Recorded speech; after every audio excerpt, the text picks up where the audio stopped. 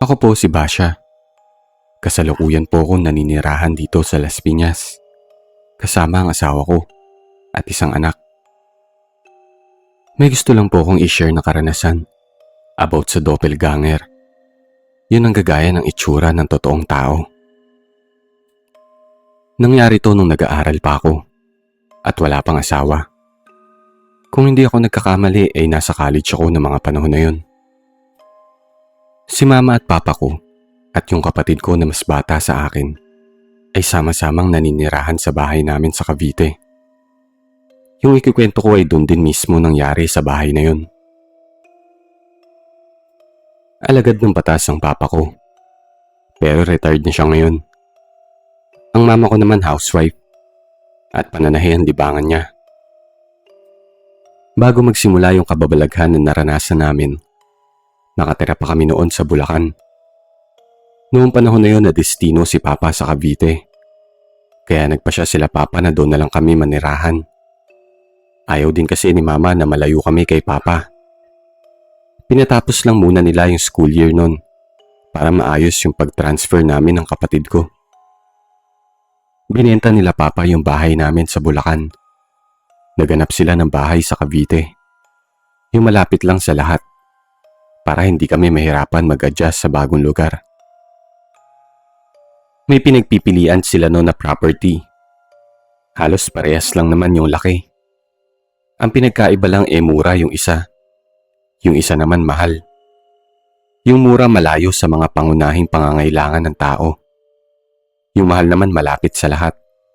Malapit sa ospital, palengke, sa school at sa mall. Pinili nila Papa yung mas mahal dahil na rin sa prime location nito. 2-story yung bahay, 4 na kwarto, 3 sa taas at 1 naman sa baba.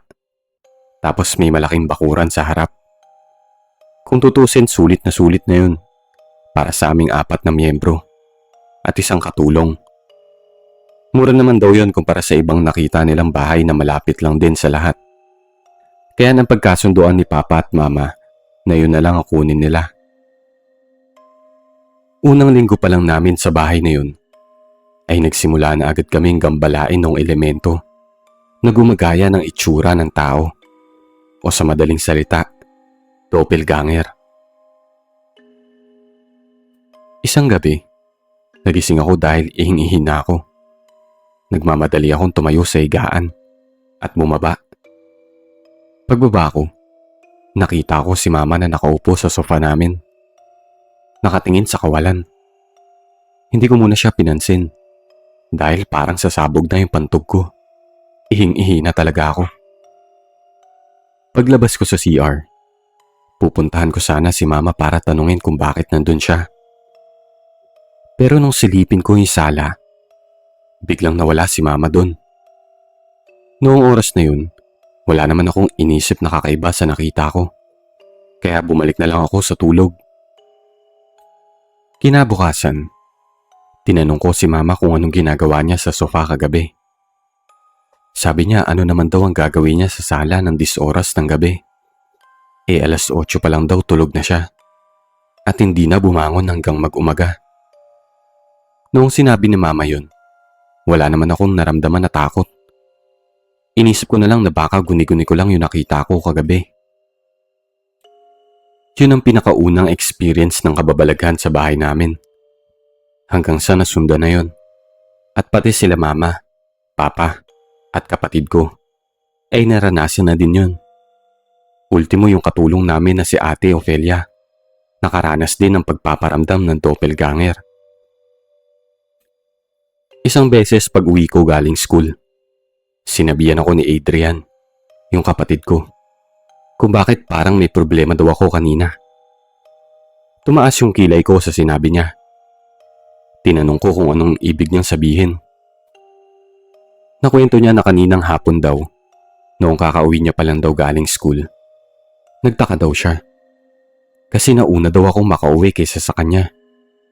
Nakita niya daw kasi ako na nakaupo sa sala at naka-uniform pa. Tinanong pa daw niya ako kung bakit ang aga ko nakauwi. Siguro daw ay nag-cutting class ako. Pero nagtaka daw ulit siya kasi hindi raw ako sumasagot sa kanya. Nakatingin lang daw ako sa pader na parang malalim ang iniisip. Hindi na lang daw niya ako pinansin nun at tumungo na lang daw siya sa kwarto niya. Medyo namutla yung mukha niya nang sabihin ko nakakauwi ko lang galing school. Dito na ako nagkaroon ng hinala na may nagpaparamdam sa bago naming tinitirahan. Meron namang kwento si Ate Ofelia sa amin. Noong isang beses daw na habang naglalaba siya sa likod bahay, narinig niya daw na tinatawag siya ni Mama na nasa taas daw ng mga oras na yun.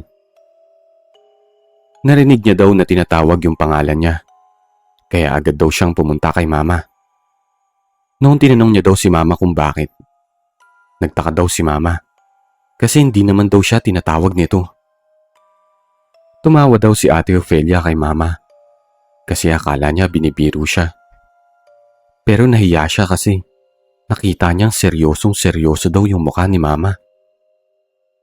Bumaba na lang daw siya nun at tinuloy yung paglalaba niya kahit medyo nakakaramdam ng kilabot sa pangyayari. Hindi daw kasi siya pwede magkamali. Sobrang linaw daw kasi ng pagkakatawag sa kanya. Boses daw yun ni Mama. Yung kwento naman ni Mama, yun talagang nakapagpatayo ng balahibo namin. Habang kumakain kami noon ng hapunan, pipigilan pa sana ni Papa si Mama na magkwento. Pero alam ni Mama na nararanasan na rin namin yung mga kababalaghan sa bahay na yun. Kaya hindi na siya pinigilan ni Papa. Sabi ni Mama, inutusan niya daw si Ate Ofelia sa labas para bumili. Nagtatahi daw siya ng tela nun sa makina niya. Ilang minuto lang daw yung lumipas. Nawala daw yung gunting na ginagamit niya. Hinanap niya daw yun. Chinek niya yung buong paligid. Pero hindi talaga niya makita. Maya-maya lang daw, biglang sumulpot si Ate Ofelia na galing kusina. Dahan-dahan daw yun na naglalakad. Tapos hawak-hawak yung gunting na hinahanap niya. Nagtaka daw siya kasi hindi niya daw napansin na nakabalik na pala si Ate Ofelia. Pero hindi niya na tinanong kung bakit ang bilis niya makauwi. Sinabi na lang ni Mama na nasa kanya pala yung hinahanap niya. Noong kinukuha na daw ni Mama yung gunting, ayaw daw ibigay ni Ate Ofelia yun. Nakatayo lang daw yun at nakatingin sa kanya. Kinakabahan na daw si Mama noong mga oras na yun. Dahil hindi naman ganun umasal si Ate Ofelia. Parang wala daw yun sa sarili niya. Pero yung kaba niya daw ay napalitan ng takot nang marinig daw niya na kumalansing yung gunting habang nakangiti sa kanya si Ate Ofelia. Pagtapos nun, ay naglakad na daw yun pabalik sa kusina hanggang sa mawala na daw sa paningin ni Mama. Dahil parang kinakabahan daw siya sa kinikilos ng katulong namin, tinawagan niya daw si Papa na kasalukuyang nasa duty. Sinumbong niya daw yung nangyari. Agad naman daw umuwi si Papa dahil naalarma din daw ito sa kwento ni Mama. Pagdating daw ni Papa sa bahay, nakita niya daw si Mama na sobrang namumutla. Noong tawagin niya daw si Ate Ofelia, hindi daw sumasagot yun.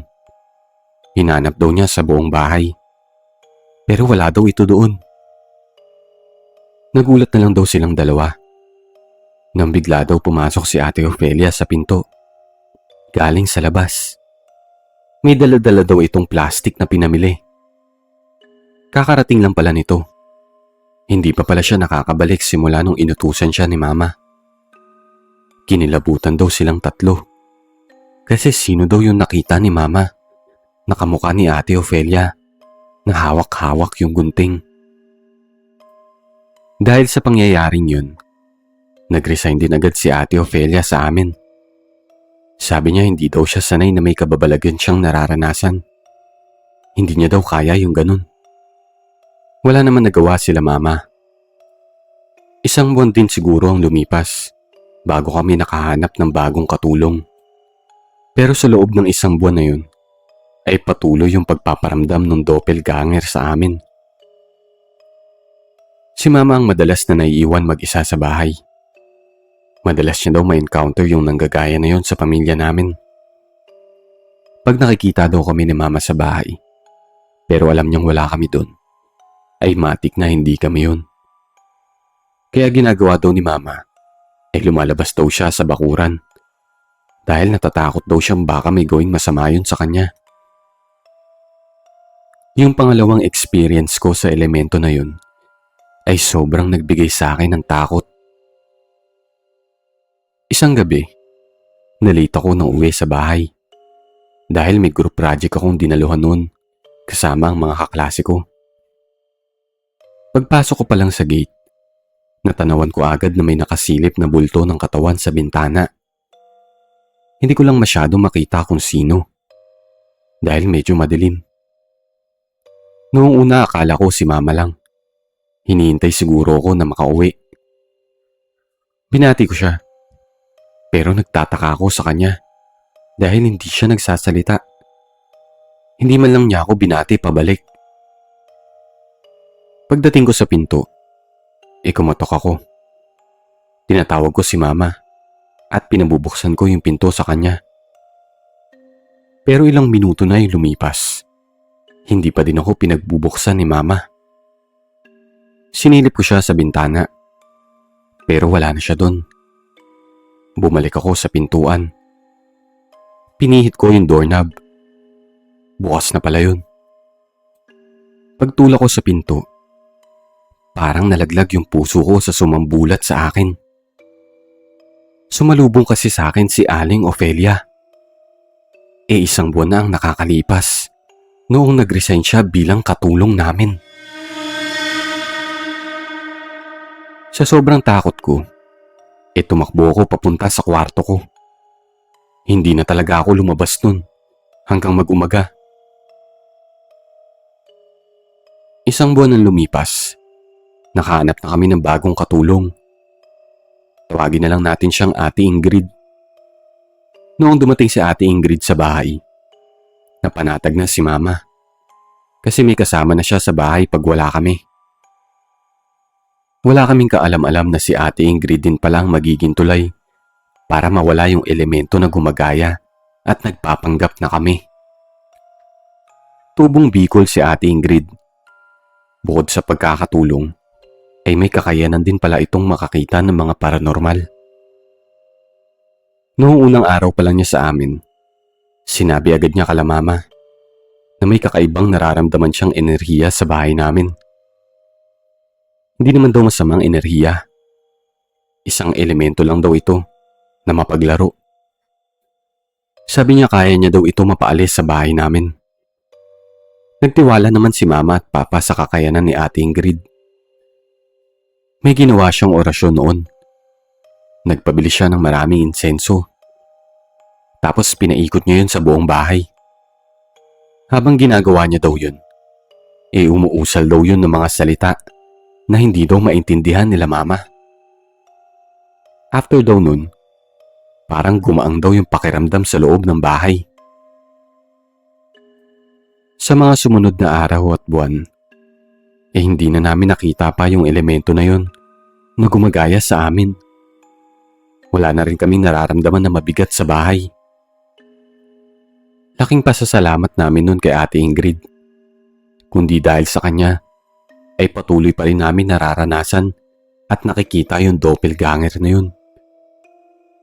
Tumagal pa siya sa amin ng 10 taon. Hanggang sa nagpaalam ito na uuwi daw dahil may sakit daw yung anak niya.